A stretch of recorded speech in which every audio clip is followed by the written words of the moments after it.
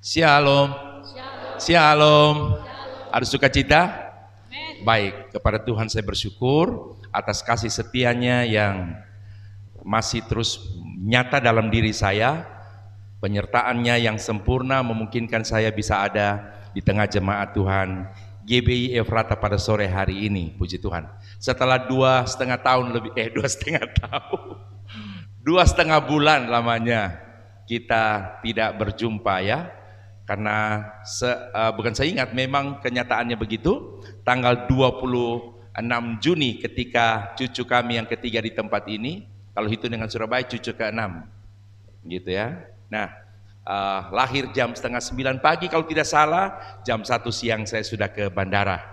Nah, lebih kurang 2,5 bulan ada di sana, dan ketika itu PPKM akan dilangsungkan, jadi saya pulang. Dan akhirnya selama masa PPKM itu, karena memang untuk keluar masuk Jawa itu agak sulit. Jadi itulah salah satu penyebabnya yang membuat saya belum bisa ke tempat ini. Nah, tanggal 6 kemarin sebetulnya saya sudah keluar dan tinggalkan kota Surabaya.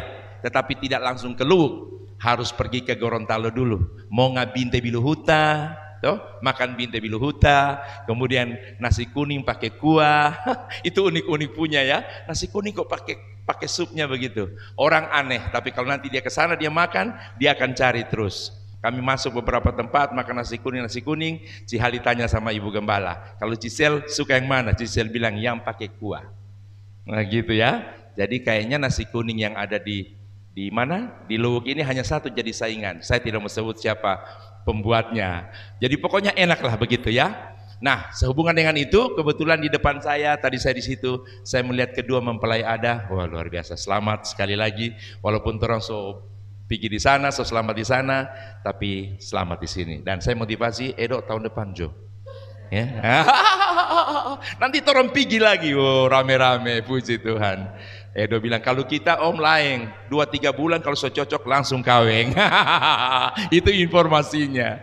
Haleluya. Waktu di Gorontalo orang dibawa kemana-mana, sampai jujur saja dari pagi tadi saya agak sedikit menderita. Tapi ini menderita positif. Apanya menderita? Celana so sempit sekali ini. Karena pagi belum jam makan so ditelepon. Belum selesai diproses yang makan pagi so ditelepon untuk makan siang. Begitu juga sampai makan malam. Berhari-hari kami di sana dan kami terus makan. Ya katakan diberkati sampai saat ini lihat. Mau pakai lagi yang baju pakai dasi, 2 ibadat tadi pagi so setengah mati. Ibu Gembala bilang pakai batik Jo. Puji Tuhan, kebetulan batiknya bagus. Nah, untuk kedua mempelai saya ingat saya kasih tips saja. Kebetulan di program kita untuk hari Kamis Gemar, saya juga pernah membawa tentang keluarga, tapi mungkin saja belum dengar ya di program itu. Kata menikah, waktu khotbah pernikahan sudah disampaikan, dan tidak apa-apa ada tip dari Om Herman untuk Jimmy dan Valen. Dari kata menikah, M itu mengasihi dan menghormati, wajib dilakukan oleh keduanya. Bukan hanya berkewajiban melakukan, tapi melakukannya pada waktu yang sama. Artinya Jimmy tidak punya hak menuntut Valen taat tunduk kalau Jimmy pada waktu yang sama tidak mengasihi. Begitu juga Valen sebagai istri tidak punya hak menuntut Jimmy untuk mengasihi kalau pada waktu yang sama Valen tidak tunduk. Artinya lakukan kewajiban yang Tuhan katakan, istri tunduk pada suami, suami mengasihi istri. Jadi M, mengasihi dan menghormati harus dilakukan secara bersama pada waktu yang sama pula. Emosi dan egois harus buang jauh-jauh. Jadi ada kalau Alkitab bilang panas hati itu dibuang. Nah itu masuk kategori emosi. Lalu egois itu maunya penting diri sendiri, pentingkan diri sendiri. Alkitab juga berkata janganlah seseorang hanya mementingkan diri sendiri, tapi pikirkanlah kepentingan orang lain juga. Emosi, egois harus dibuang. Jadi sudah N, nama baik harus dijaga. Seburuk-buruknya, katakan begitu, pasangan Anda, dia adalah orang yang sudah Tuhan tempatkan di sisi saudara. Dan jangan sampai sang suami menceritakan istri, dalam tanda kutip keburukan istri, kekurangan istri kepada orang lain. Begitu sebaliknya, jangan menceritakan. Jadi nama baik harus dijaga.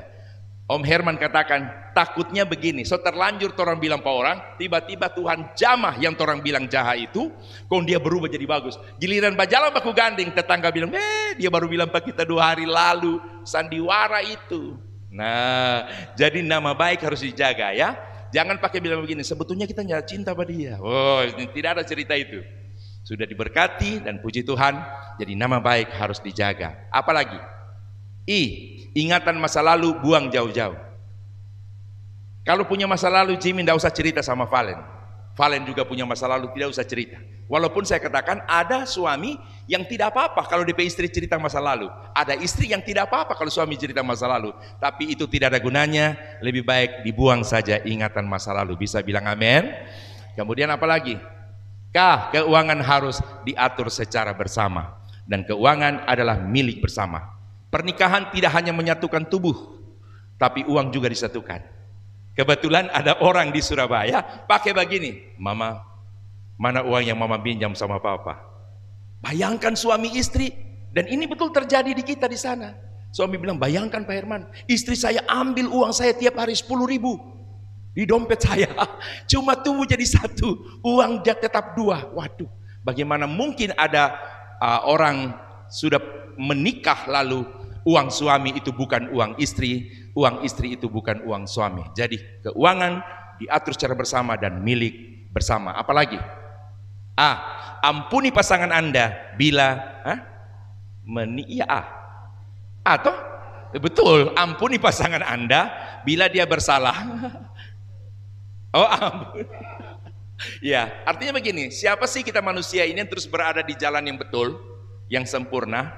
Lalu satu, istri tidak akan pernah salah terhadap suami, suami tidak pernah salah. Pasti ada saja yang pada akhirnya membuat kita dalam posisi salah. Nah, untuk yang tidak salah dalam artian kita yang melakukan kesalahan, maka yang satu harus bisa mengampuni yang bersalah. Hari ini torang ampuni dia karena dia yang salah, tapi di kemudian hari dia yang akan ampuni torang karena torang bersalah.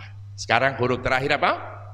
Nah, ini yang perlu diingat betul, huruf H ini dari semua huruf. Herman suami yang baik. Ya, tanya aja Pak Marcel. Soal DP kurang-kurang pasti ada. Ya, cuma paling tidak, ya kalau solala, dia dijaga urut. Kok ada pernyataan, belum pernah Mam diurut seperti ini. Woi, bangga juga, puji Tuhan ya. Nah, kalau Dedi Komang ada lain. Rupanya punya kesukaan garo belakang. Jadi Dedi suka garo belakang juga. Itu bukti kebaikan suami. Oke, puji Tuhan. Sudah. Oh iya, baru Herman suami yang baik tadi. Itu. Yang sesungguhnya adalah hiduplah bijaksana. Nah, kata bijaksana ini dalam artian begini. Jimmy harus tahu apa kesukaan, apa hobi Valen. Valen juga harus tahu kesukaan atau hobi daripada Jimmy. Kalau Jimmy suka naik motor tinggi, jangan marah. Biar Jo, karena itu salah satu bagian yang harus disalurkan. Kata orang, Tuhan menciptakan manusia ini 15% hobi. Itu saya tidak tahu apa memang betul begitu.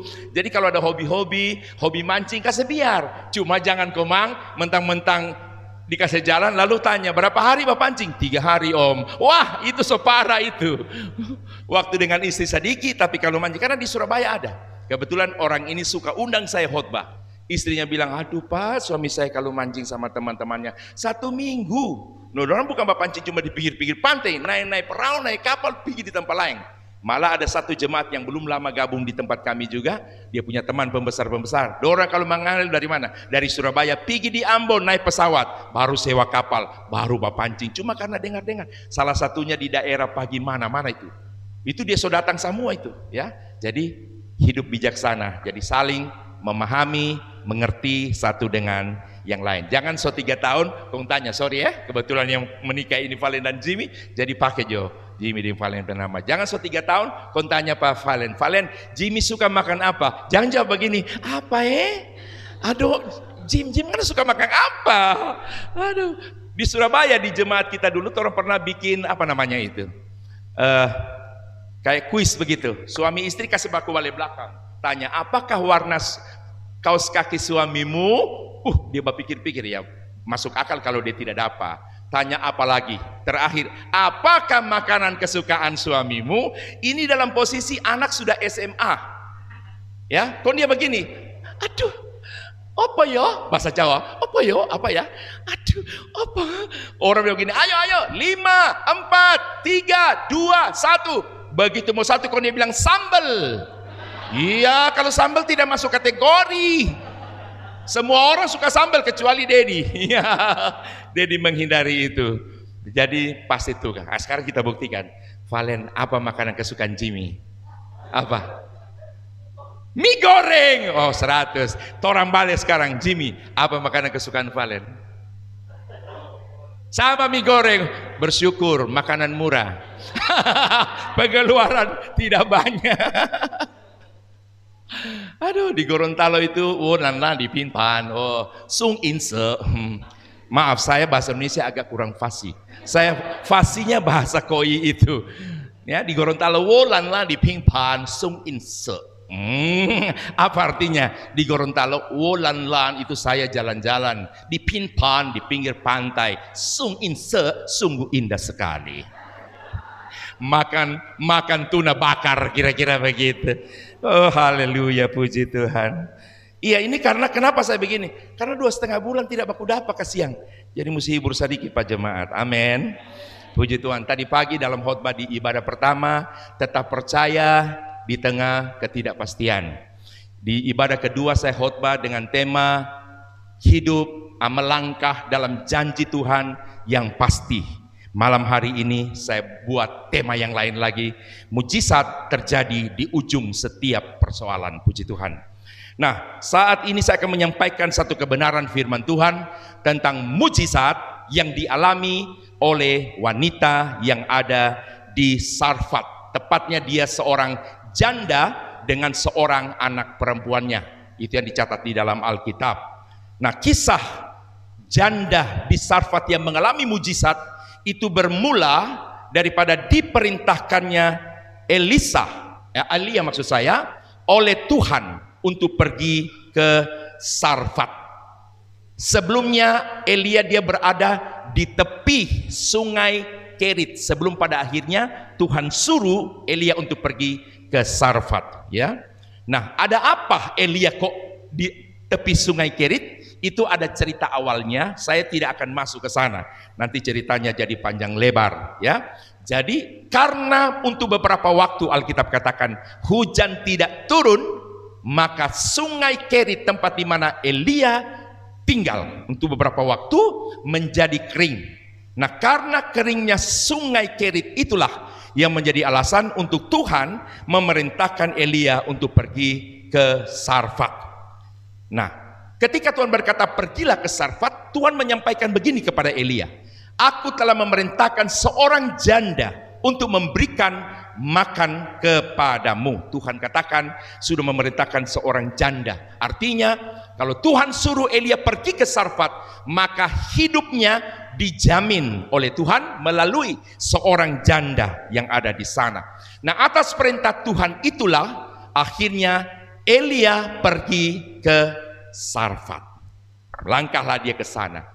Sesampainya Elia di pintu gerbang Sarfat itu, kota Sarfat, Elia melihat ada seorang wanita dan dia inilah janda yang jadi inti dalam bahasan kita pada saat ini. Elia melihat ada seorang wanita janda ini sedang mengumpulkan beberapa potong kayu. Tanpa cerita panjang lebar, Elia berkata begini, ambillah bagiku sedikit air dalam kendi supaya aku minum. Saya heran di sini. Di mana letak herannya saya? Pertemuan baru terjadi. Tidak ada kata, entah itu bertanya kamu siapa, dari mana. Wanita ini segera meninggalkan beberapa potong kayu yang mungkin saja sudah dia pungut. Kemudian dia melangkah untuk pergi mengambil air sesuai dengan yang diperintahkan oleh Elia. Nah, ketika dia melangkah untuk mengambil air, Elia menyusul dengan kalimat, tolong ambil bagiku juga sepotong roti kecil, roti bundar kecil, ya. Ketika wanita ini mendengar kalimat kedua daripada Elia yang menyuruh untuk mengambil roti selain air yang sudah diperintahkan yang pertama, wanita ini saya yakin dia berhenti dan dia berpaling menghadap Elia. Dan disitulah dia berbicara. Nah, saya stop dulu di situ. Mari kita baca bacaan kita pada saat ini. Saya kira ini perlu kita baca sama-sama. Ini ceritanya ketika Elia ambil bagiku sepotong roti kecil untuk aku. Kemudian wanita ini berkata sesuatu. 1 Raja-Raja 17 ayat 12 sampai ayat yang ke-16. Kalau mau baca bersama saya lebih baik. 1 Raja-Raja 17 ayat 12 sampai ayat yang ke-16. Mari kita baca 2-3. Perempuan itu menjawab, demi Tuhan Allahmu yang hidup, sesungguhnya tidak ada roti padaku sedikit pun, kecuali segenggam tepung dalam tempayang dan sedikit minyak dalam buli-buli. Dan sekarang aku sedang mengumpulkan 2-3 potong kayu api. Kemudian aku mau pulang dan mengolahnya bagiku dan bagi anakku. Dan setelah itu kami memakannya, maka kami akan mati. Tetapi Elia berkata kepadanya, janganlah takut, pulanglah, buatlah seperti yang kau katakan.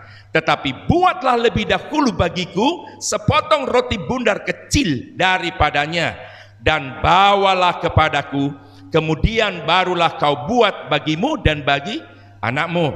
Sebab beginilah firman Tuhan Allah Israel, tepung dalam tempayang itu tidak akan habis, dan minyak dalam buli-buli itu pun tidak akan berkurang sampai pada waktu Tuhan memberi hujan ke atas muka bumi. Lalu pergilah perempuan itu dan berbuat seperti yang diperintahkan Elia.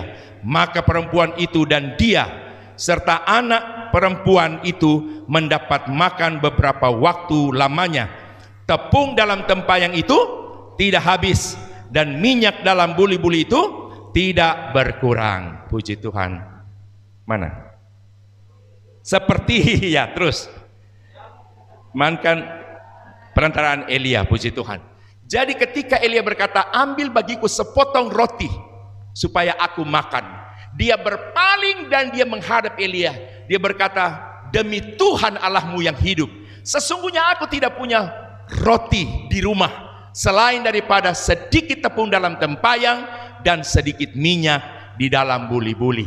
Dia katakan, ini saya sementara mengumpul 2-3 potong kayu. Setelah ini saya akan pulang, saya akan mengolah. Apa yang diolah? Tepung yang sedikit dalam tempayang itu dengan minyak yang ada di buli-buli. Saya akan mengolah, setelah itu kami akan makan. Dan dia katakan, setelah kami makan, maka kami akan mati. Apa kata daripada Elia? Jangan takut, perbuatlah seperti yang engkau katakan, tetapi lakukan dulu untuk aku daripadanya. Maksudnya dari tepung yang sedikit dengan minyak yang sedikit itu, lakukan dulu roti kecil untuknya. Baru setelah itu kau olah bagimu dan bagi anakmu, ya, dan bawalah kepadaku. Saudara, baru Elia lanjutkan, dia berkata, karena firman Tuhan Allah Israel berkata, tepung dalam tempayang itu tidak akan berkurang, tidak akan habis, dan minyak dalam buli-buli tidak akan berkurang. Wanita ini tidak bertanya apalagi, dia pulang, dia lakukan seperti yang diperintahkan oleh Nabi Elia.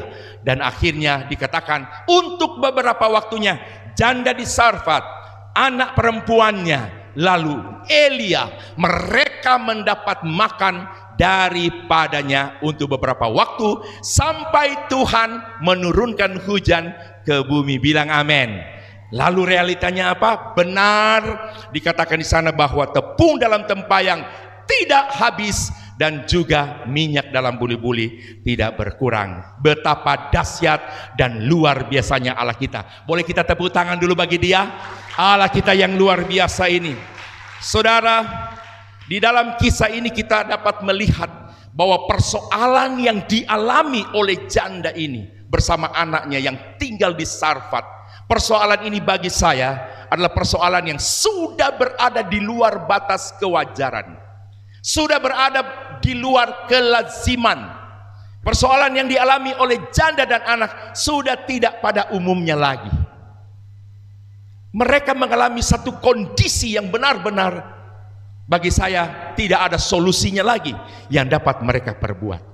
Jadi bagi saya, mereka ketika itu sebetulnya atas keterangan daripada wanita kepada Elia, ketika Elia berkata, buat bagiku sepotong roti kecil. Dari pernyataan wanita, saya katakan sebetulnya mereka sudah berada di depan pintu kematian. Dari mana kita tahu? Janda ini berkata begini, saya kira karena sudah dalam kondisi semacam ini, tidak mungkin dia bertutur, dia berucap sepertinya seorang membaca puisi. Adapun kami, tinggal memiliki sedikit tepung dalam tempayan dan sedikit minyak dalam buli-buli. Saya kira bukan begitu. Pasti ada satu getaran dari hati untuk mengungkapkan sesuatu, apalagi dalam persoalan. Paling tidak begini kalau saya mau ekspresikan, demi Tuhan yang hidup, sesungguhnya kami tidak punya roti selain hanya sedikit tepung dalam tempayan dan sedikit minyak dalam buli-buli. Kau lihat, aku sedang mengumpul 2-3 potong kayu. Setelah ini kami akan pulang, kami akan mengolahnya. Setelah mengolahnya kami makan. Setelah itu kami tinggal menunggu kapan kami mati. Kira-kira begitu. Kira-kira ada masuk akal enggak seperti yang saya ekspresikan ini? Saudara pikir, berlebihan. Bagi saya ini masih kurang. Loh iya, cuman saya paling suka ekspresikan gitu loh. Coba bayangkan kalau sudah kisah begini, saya cuma sampaikan mulus-mulus saja. Wanita ini berkata, sesungguhnya kami tidak punya roti sedikit pun selain daripada sedikit tepung dalam tempayan, minyak dalam buli-buli, kurang hidup. Tapi kalau coba bikin begitu, kita cuma berekspresi mau menangis ini. Cuma kadang-kala saya berekspresi, saya suka lihat wajah jemaat. Yang lucu bagi saya, jemaat tidak sadar, dorang tak iko kita muka kurang begini. Loh iya betul ini. Sampai karena rasa gili-gili sendiri juga. Puji Tuhan. Bilang amin dulu. Puji Tuhan. Jadi persoalan ini sudah di luar batas kewajaran. Tidak lazim, tidak pada umumnya. Sekedar kurang, saya kira kita orang juga pernah alami kurang. Di tengah situasi yang tidak seperti itu, musim kemarau, kelaparan sedang berlangsung. Kalau cuma sekedar kurang, apalagi di zaman sekarang, tinggal angkat telepon, boleh nggak kasih akan kamar Pak kita dulu beras 5 kilo? Fian boleh kirim akan 5 kilo beras?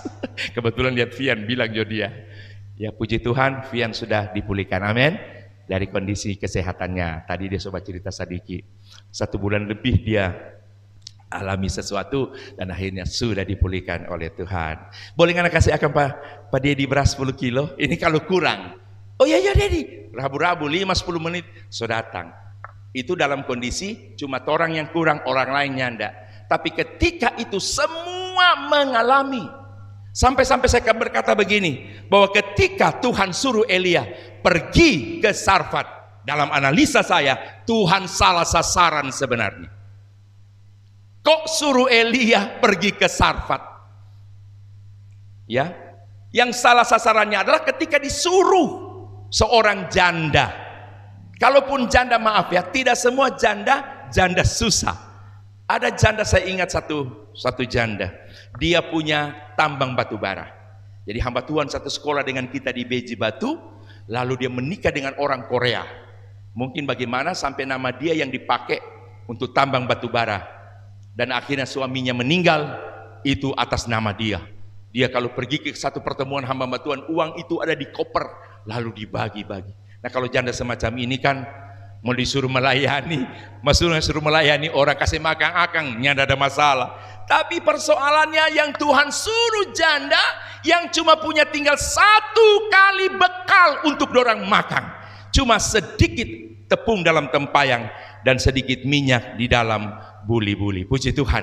Nah, sekalipun saya katakan melalui persoalan yang ada, saya mengibaratkan mereka sudah berada di depan pintu kematian, tetapi betapa dahsyat dan luar biasa kita ini, Allah kita, yang saya berpikir Tuhan salah menyuruh dia ke Sarfat, salah pula menyuruh seseorang untuk memberi makan, menjamin hidup Elia.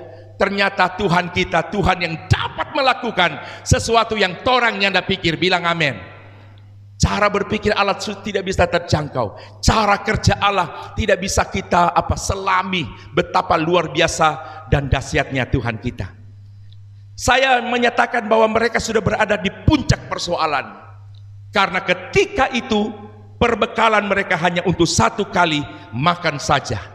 Ya 1 kali masak, 1 kali makan, tinggal tunggu kapan matinya. Nah, Tuhan kita yang telah bekerja di dalamnya, yang tadi saya katakan memerintahkan Elia pergi ke Sarfat, menyuruh seorang janda memberi makan, pada akhirnya persoalan yang mereka alami itu teratasi secara mujizat. Katakan amin. Coba semua katakan Tuhan pembuat mujizat. Dengan iman katakan saya berhak atas mujizat. Ya, Tuhan lakukan mujizat tidak hanya kepada seseorang tertentu, tapi semua kita orang percaya punya hak yang sama. Untuk apa? Mengalami dan menerima sesuatu dari Tuhan. Kuncinya cuma satu, setia saja kepada Tuhan, lakukan apa yang Tuhan suruh. Tuhan bilang dalam Ulangan 28, kalau orang setia beribadah, setia dengar firman, kau setia lakukan firman Tuhan, bukan berarti orang berdiam di rumah tidur-tidur, tapi artinya orang lakukan orang bagian, tetapi Tuhan akan lakukan sesuatu. Tuhan perintahkan berkat di atas kita. Bilang amin lagi. Itulah Tuhan kita yang ajaib, penjamin kehidupan kita. Puji Tuhan. Jadi mujizat Tuhan lakukan justru terjadi di ujung persoalan mereka. Tema kita hari ini, mujizat terjadi di ujung setiap persoalan. Terjadinya mujizat mengakibatkan ibu janda bersama anaknya perempuan itu, mereka luput dari kematian.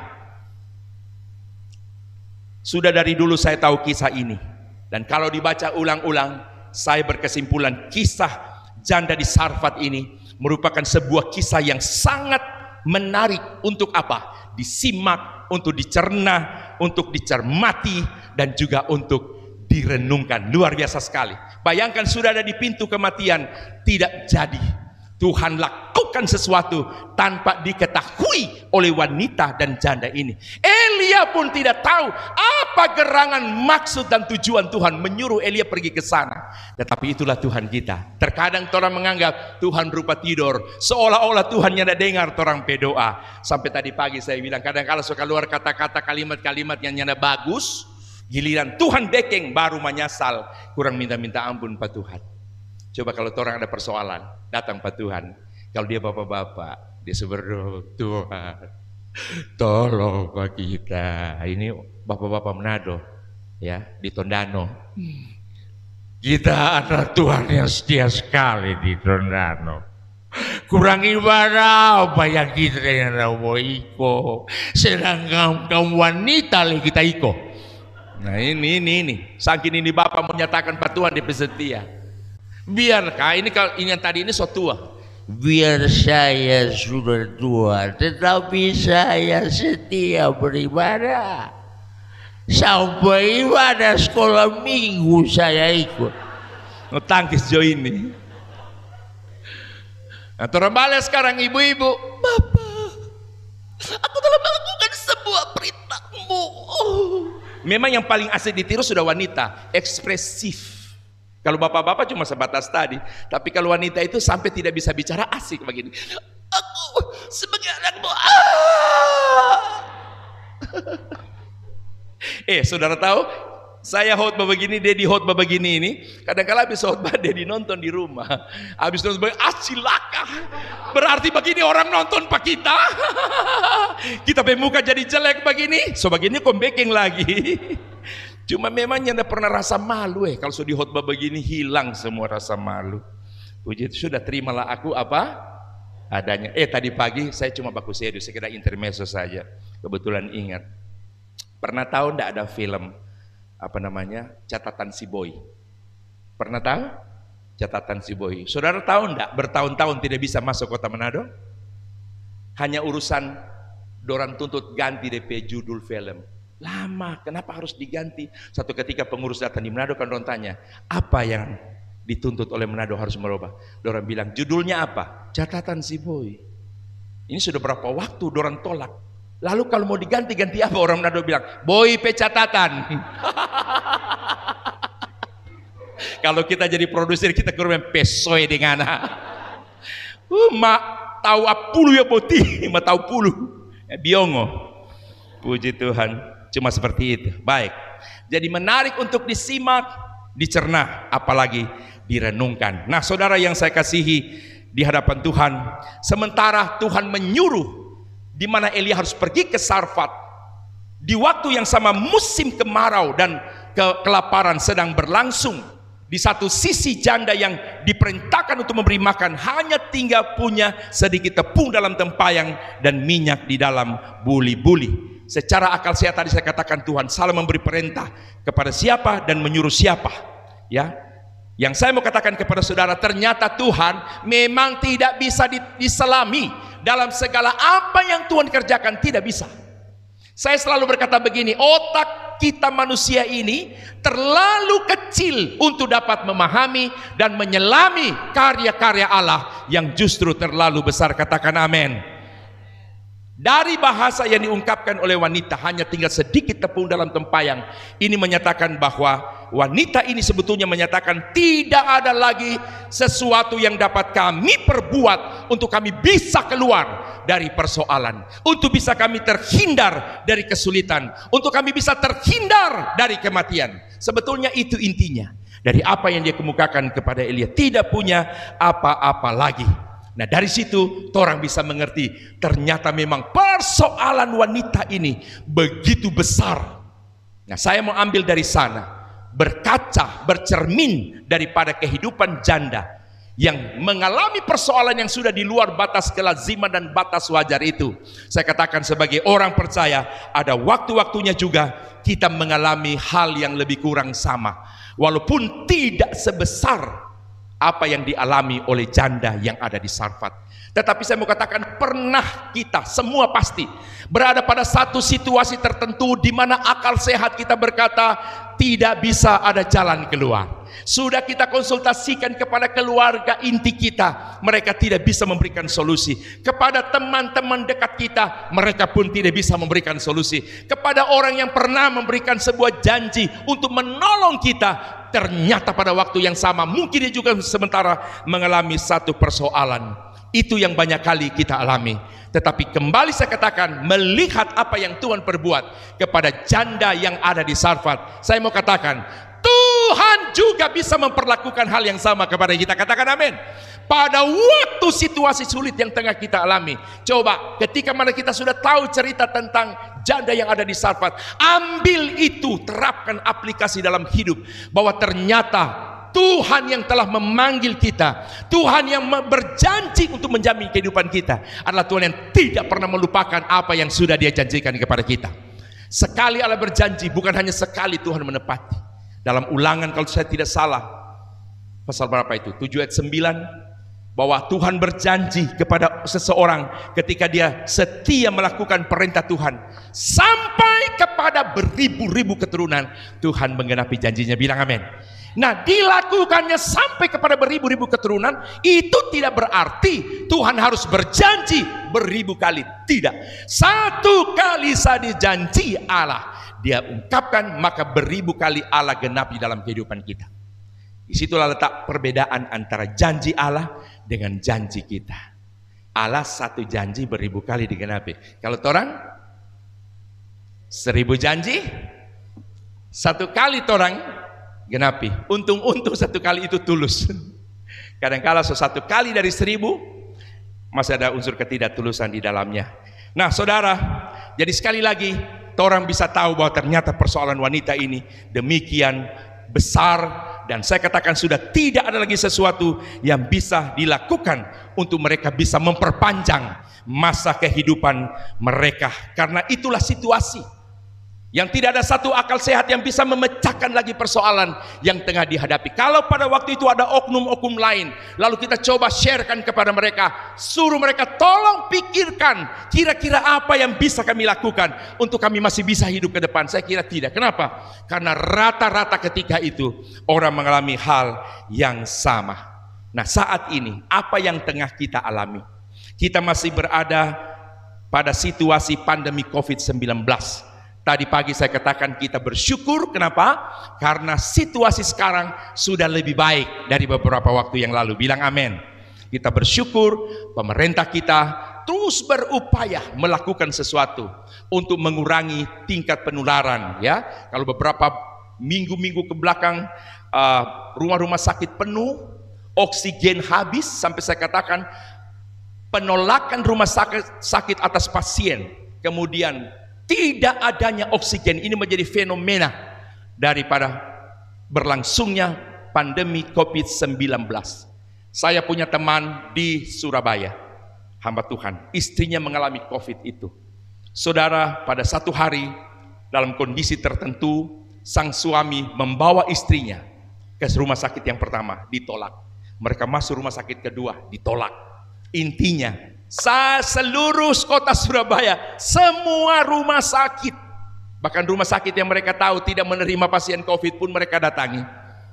Tapi kenyataannya semua menolak. Mereka start jam 11 siang sampai jam 4 pagi. Rumah sakit terakhir itu kebetulan dekat tempat kami. Dan rumah sakit itu berkata begini, maksudnya bukan rumah sakit gedungnya. Mereka yang ada di sana berkata, Bapak, kalaupun kami terima istri Bapak di sini, lalu kami tidak apa-apakan, untuk apa? Rupanya istrinya masih sedikit ada sadar.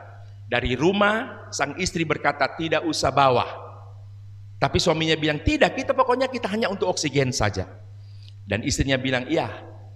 Suaminya berkata, begini saja Mama, supaya istrinya mau dibawa. Kalau Tuhan berkenan, berarti ada rumah sakit yang terima Mama. Kalau tidak ada, berarti Tuhan tidak berkenan. Sudah, pergilah. Ketika rumah sakit terakhir menolak dan berkata tidak bisa lakukan apa-apa, maka istrinya ingatkan suaminya, kan Papa bilang, kalau rumah sakit tidak terima, berarti Tuhan tidak berkenan. Pulanglah mereka. Besok jam 12:30 kurang 5, itu setelah jam 4 pagi mereka pulang, istrinya meninggal karena tidak ada oksigen.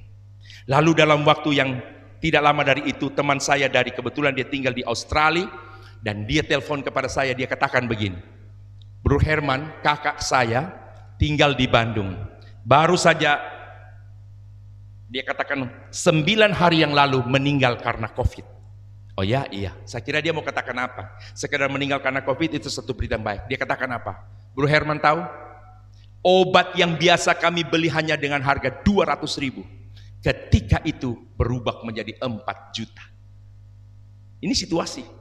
200.000 jadi 4 juta. Lalu dia katakan begini, kalau barangnya ada. Oksigen juga menjadi langka. Sampai intinya suaminya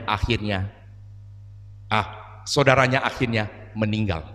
Saudara, itulah situasi yang tengah dialami oleh beberapa saudara kita, dan kita sekarang berada pada situasi itu. Tapi saya mau katakan, sekalipun situasi di satu sisi dalam pengertian tingkat penularan berkurang, penggunaan kamar-kamar rumah sakit juga pun berkurang, tapi kan tidak berarti persoalan internal kita, situasi yang berlangsung internal kita juga berkurang, kan tidak begitu. Jadi saya mau katakan kepada saudara, apapun dan bagaimanapun situasi yang tengah kita hadapi sekarang ini, mari kita coba bercermin kepada firman Tuhan. Apakah situasi yang orang alami sekarang kira-kira lebih besar daripada janda yang ada di Sarfat? Saya kira tidak. Nah, kalau Tuhan bisa melakukan sesuatu, perbuatan ajaib, mujizat kepada janda di Sarfat, di ujung persoalan mereka, saya mau katakan kepada saudara dalam sebuah keyakinan, sebelum saya yakinkan saudara, saya sudah meyakinkan diri saya bahwa Tuhan bisa melakukan itu untuk kita semua. Di ujung setiap persoalan ada mujizat menanti. 1 Korintus 10 ayat 13 berkata, pencobaan yang kamu alami, pencobaan yang tidak melebihi kekuatanmu. Cuma orang kan beda. Ketika orang kalau bilang, Tuhan aku tak sanggup, aku tak mampu, Tuhan bilang apa? Sanggup. Aku tak sanggup, aku tahu engkau sanggup. Karena kalau orang terlalu sayang diri itu bagaimana? Saya hanya berkata begini, dalam konteks orang percaya, sungguh-sungguh lakukan firman Tuhan. Ketika ada satu persoalan sebesar apapun, saya yakin itu datang seizin Tuhan, bilang amin. Kalau Tuhan yang izinkan itu terjadi, tidak mungkin Tuhan mata tidak tertuju pada orang. Di saat orang lagi menangis, berteriak, Tuhan tolong, aku tak sanggup. Tuhan cuma begini, kita tahu nggak sanggup. Kebetulan yang berdoa orang Lubuk toh, saya sanggup. Tuhan bilang, sanggup. Saya ingat yang di Manado tadi pagi juga kita ingat di sini ibadah kedua. Karena terlalu berat persoalan masalah, dia bilang begini, Mama, Papa soalnya tak sanggup. Istrinya bilang, Mama juga. Mari Jo orang kamar. Mau bikin apa? Mau berdoa. Mari Jo. Berdoa orang sudah. Sampai di kamar DP istri begini, Pak, menyanyi dulu satu lagu. Kau DP, orang dua so bersila seduduk. Kau DP suami bilang, Ma, kita soalnya rasa sanggup ini. Iya menyanyi Jo satu lagu. Kau dia bagai, aku tak sanggup lagi. DP istri suara 3, menerima Ma. Baru sadar, Ma, mungkin lagu rohani. Dia lagi bilang, Badi yang jongana. Aduh. Karena sudah terlalu berat kasih yang persoalan, masalah yang dialami sampai lagu saya lupa. Tapi apakah salah di mata Tuhan itu? Saya tidak berani bilang salah. Kondisi, situasi, ada situasi tertentu yang orang bilang tak salah. Tadi pagi saya bilang Herman nyanyi salah. Heran namanya, Oma bilang di Tondano, Herman namanya, Herman namanya. Oh, betapa bahagianya yang punya nama Herman. Oma ingat. Tapi itu masih bagus. Oma yang sama nyanyi, waktu saya tolong Tuhan, tabu balik. Waktu saya tolong Tuhan. Oma pe gargantang kan pita suara soproro. Jadi begini di pesuara, harusnya kan saya tersesatlah. Omanya ndak, Tuhan tersesatlah jika tiada saya, waktu saya tolong Tuhan. Rupanya setengah lagu itu berlangsung, ada pendeta dengar, pendeta masuk, Oma berdosa, Oma salah di mata Tuhan itu. Oma bilang, apa yang salah? Orang menyanyi kok salah.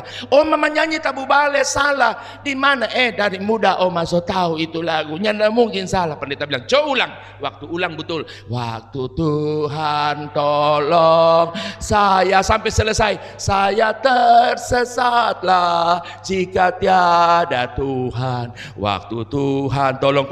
Ini Oma bilang begini, di mana salah? Pendeta berpikir betul no. Pendeta bilang, yang pikun dia atau kita ini?